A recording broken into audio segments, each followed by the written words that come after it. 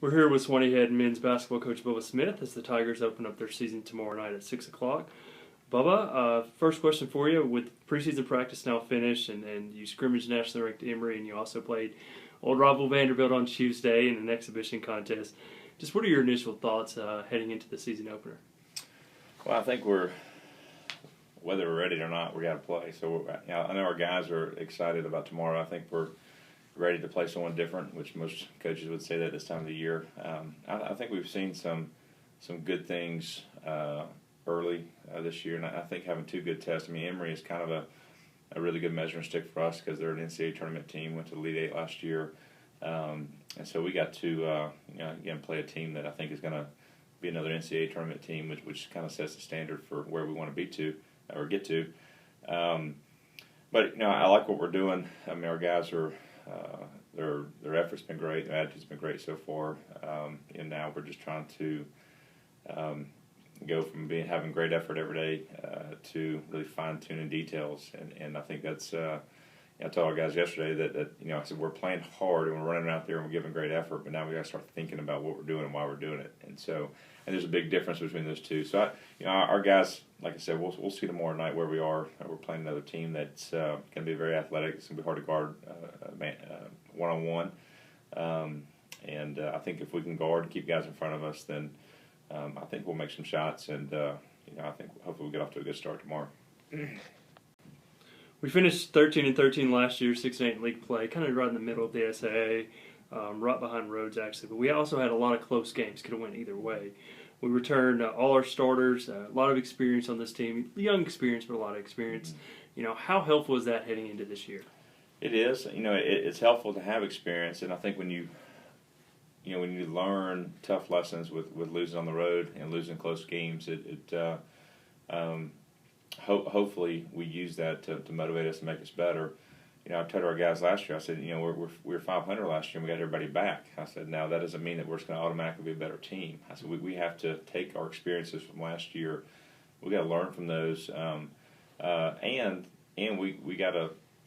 If every guy has done their job from last spring until now to the fall, and they've done their job in the weight room, they've worked on their game, and each guy's gotten better, then we will be a better team. But we won't be a better team just because we got everybody back, and we won't be a better team just because we got guys that have played last year. And so our team's got to improve, and they got to understand the value of giving a great effort every day to make that improvement. And 2 years ago when we went 17-9, we told our guys the same thing. We had the same team returning. We had some seniors and juniors, and I just said we're not going to be the same team if we don't go out there every day and improve ourselves. And so that team did that, and that team went on the road and won some big games. And I think that's going to be the difference for our team this year. If we can go on the road in conference and win some games, then we'll be better than a 500 team.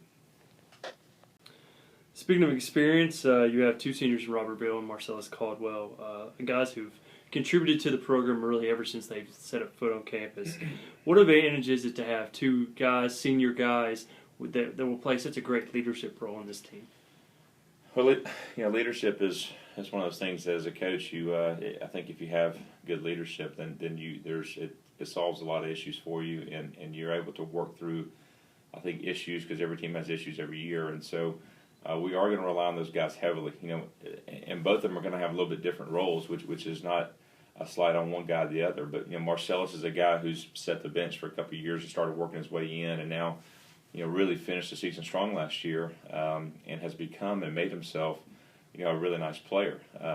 Physically, he's gained about 25 pounds of muscle over his 4 years, and so all those things combined with confidence, he's worked hard. And to the point where he's going to be playing 25, 30 minutes a night. He can guard the other team's best player, which makes him an asset for us. But his vocal leadership, as well as Robert's vocal leadership this fall, has been excellent. It's been great. But my challenge, again, to both those guys is that everybody's in a good mood and everybody's excited about the season until a game is played, and then we start seeing how roles are defined, and then we get to see what type of leadership comes out and how that plays out in the season. So, we're going to need both of those guys to be consistent, I think, every day in practice, regardless of what opportunities they get night in, night out. And again, you got two guys who are going to play a little bit different roles. Rob's going to be coming off the bench for us, as he has the last couple of years.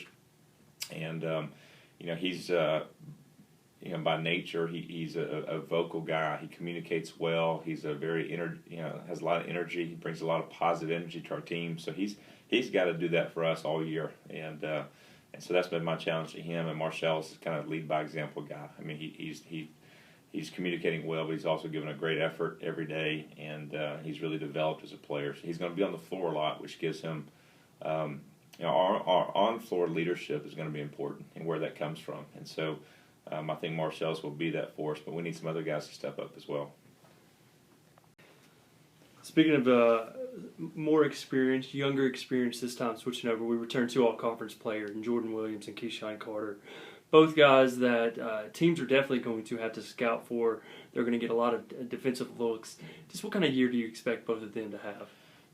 Well, Keyshawn has obviously started at the 5 for us for the last couple of years, and he's actually moved over to the 4 now because Brody Stone has made a big jump in 1 year with his development as a player, his strength, and all that. And so, I think as a team, we're going to be deeper, and I think especially at the positions of the 4 and 5, we're going to be harder to guard. Keyshawn, if teams would take him out, they take Jordan out last year, then it made some other guys really step up. We struggled to score at times. Now with Brody in there, Keyshawn playing the 4 and Jordan, we just have a lot more weapons. And so, I think Jordan's going to have to be patient. I mean, Jordan, out of conference, he might be able to have games where he has big nights. But when we get in the conference and teams know him, it's not going to be easy. He's going to be doubled a lot. He's going to be doubled off ball screens a lot. So he's going to be patient, and he's going to have to find ways, I think, to get his teammates involved, even being a scoring guard. And I think sometimes that's the biggest challenge of having a scoring point guard, is you got to have a point guard that can get your team going and get them involved and move the basketball. At the same time, he's got to be able to put the ball in the hole for us. And I think he'll find that balance this year for us. But we're certainly, those are two guys that night in, night out, we expect, I think, to be consistent and to play well. Bubba, you talked a little bit about some of our starters. We returned Leo Bourne as well. Seth Brown has also played a lot for us. Talk about them too, and also talk about some of our reserves now and then coming off the bench. We've got a lot of young talent that you will play and that should definitely contribute to our team. Yeah, I mean, I think our bench is going to be really important for us this year. Can we get bench production, guys that come off and give us, can they guard, rebound, but also can they give us a little bit of spark offensively? Guys like Matt Tome, who ended up playing about 20 minutes a game last year, shot 42% from 3 in conference. I think he's another guy that can fulfill that role of making open shots. Clay Bourne, comes in and backs up Juice, but also can play together. And he's, finished with a positive assist turnover ratio last year as a freshman, and really played well at the end of the season. Seth Brown started for a lot of games last year. And, he's coming off of an injury this year, dislocated his kneecap, and so he's coming back from that. But even with Seth, we're doing some different things offensively this year, which really helps our positions at the 4 and 5, because I think we got good depth there. Seth, struggled to make shots from the 3, and he was on the perimeter a lot last year, but he shot 62% inside the arc when he got around the basket. And so we're doing things to get Seth playing more of the 5 or even the 4, but we're doing things to get those guys scoring more around the basket. So those are guys that that I think will be coming off the bench, along with Robert. We talked about Robert already, but with Robert, that will give us a spark and give us good energy. Byron Turner's another guy that we haven't spent a lot of time talking about, but he's another guy that we've moved positions, moved him to more of a 4, and I think he's going to capitalize off of being able to get spot up threes out of ball screens when teams hedge on Jordan. And he's able to pop and knock shots down, but he's a very, very athletic 4-man, I think, for our league, probably an above average athlete. And so we're trying to get him to play with his talents and his gifts, play with athleticism, chase the basketball, play with a high motor. If he does those things, he'll be a great rebounder, great offensive rebounder. He'll get stick backs. And so he's another guy that brings a dynamic. Hasn't got a lot of minutes in the past, but he's going to be able to I think he's going to be in the lineup this year, and he's going to help us.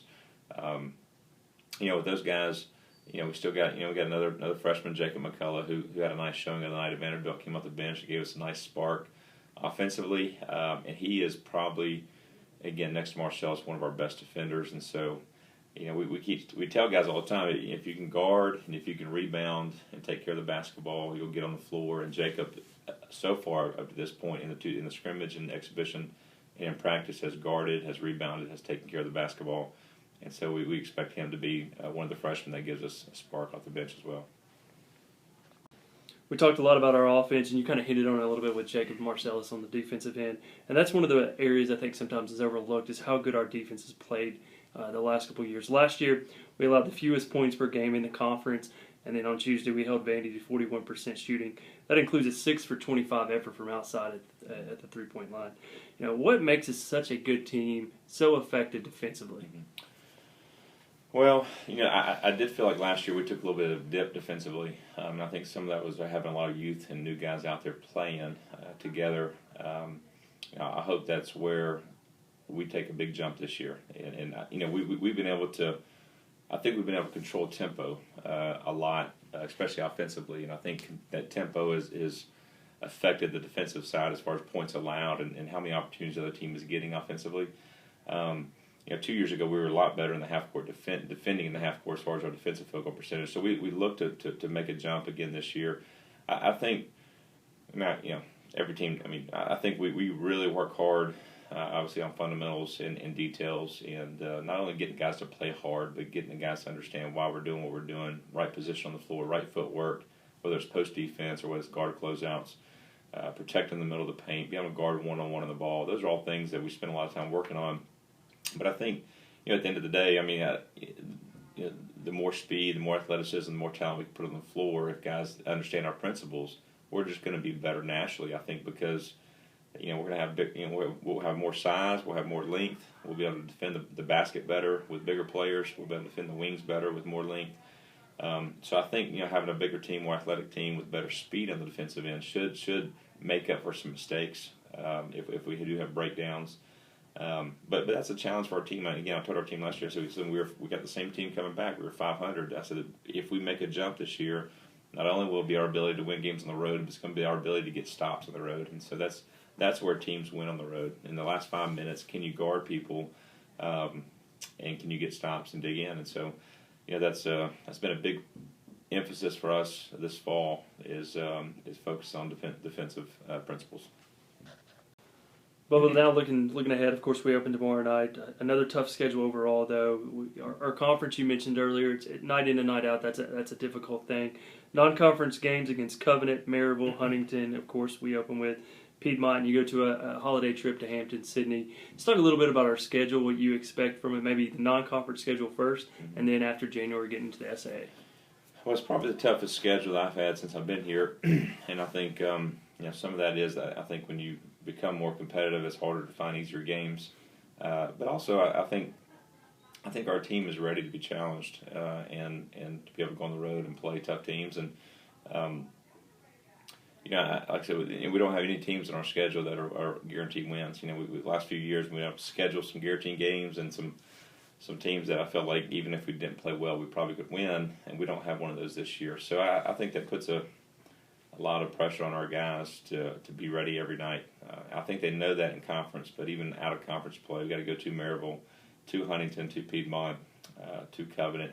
Those are teams that if we don't show up, they'll beat us. And so, we're just not, we're not so dominant. We're not so good where we can just show up and even have a bad night and win on the road. So, I'm excited about the schedule because I think it's going to force our guys to not take any game for granted. Finally, Bubba, as we meet maybe later on in the year, looking back maybe in early March at this season, what would be a successful year in your eyes?